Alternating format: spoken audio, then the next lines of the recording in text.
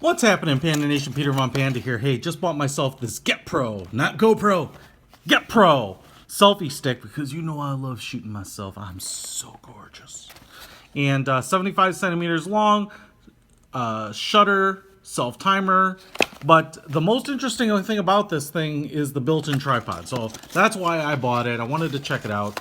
Multifunction shutter, self-timer monopod, and oh, cool. Comes in its own little travel bag, little, kind of cheaply made nylon travel bag with a cinch strap at the top.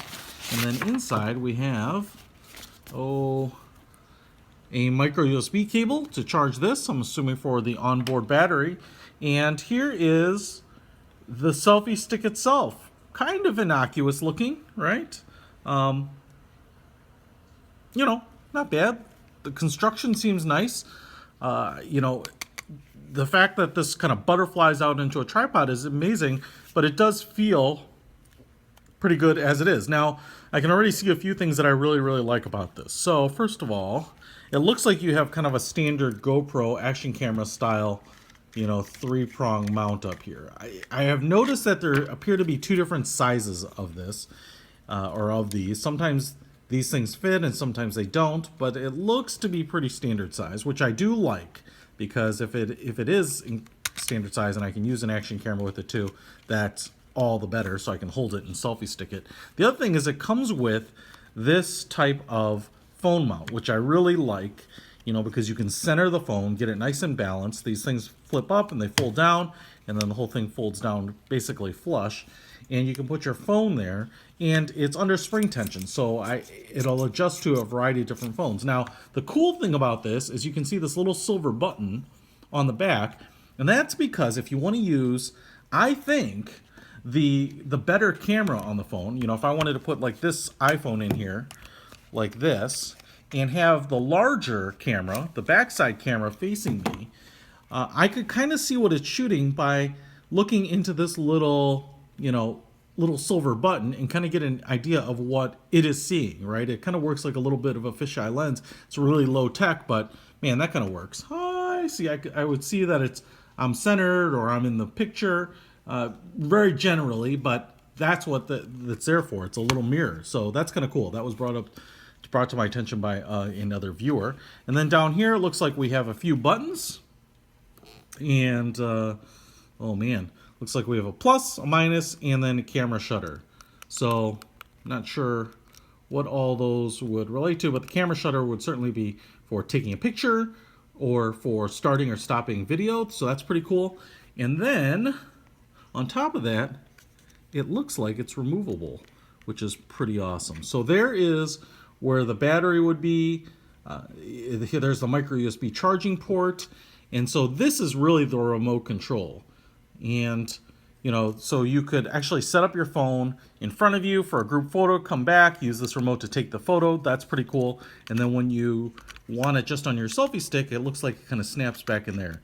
I feel like it's being held in by a magnet or something, because there's nothing really providing a lot of physical resistance, but I might be wrong about that. So, but anyway, it does seem to stay in there. Maybe it's magic, black magic. And then it looks like we have this rubber pad on the bottom, this little rubber cap. We also have little rubber feet on the three tripod handles. And as you can see, they all come apart. And I guess you would have this thing extended so that you don't have this middle base part there. But yeah, this seems to be kind of the extent of the extension. And look, man, you've got a tripod.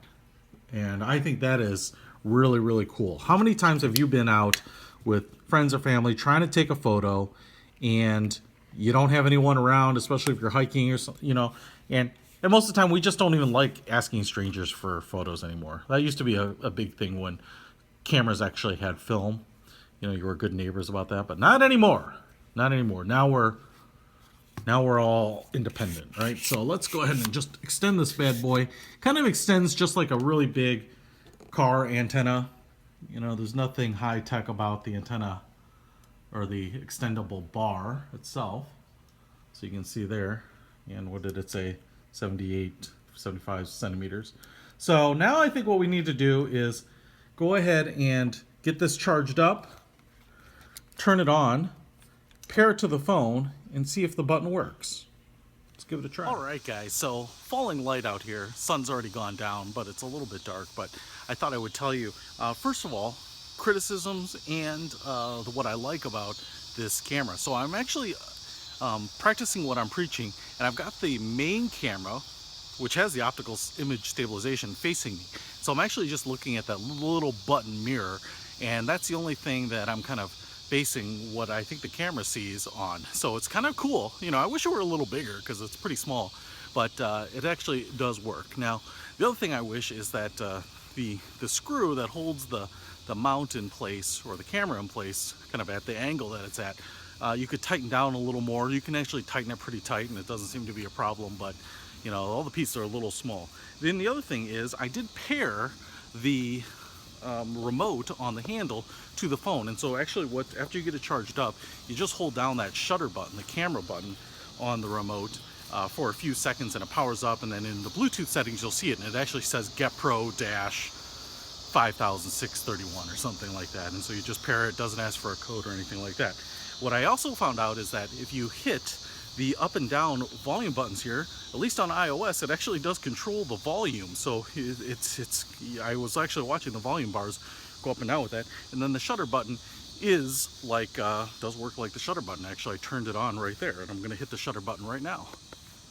And I just hit the shutter button again to start recording, so hopefully it's all working correctly.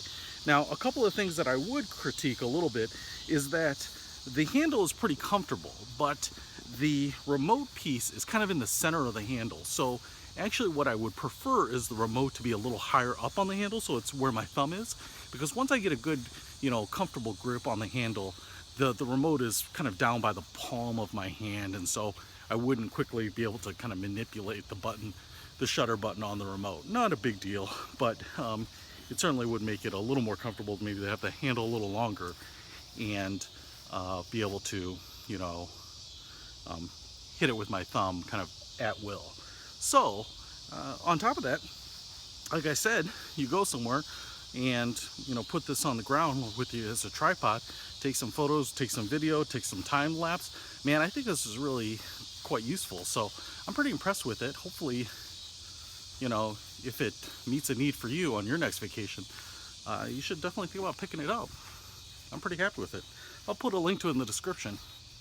Peter from Panda. Out. And now I'm going to hit the button.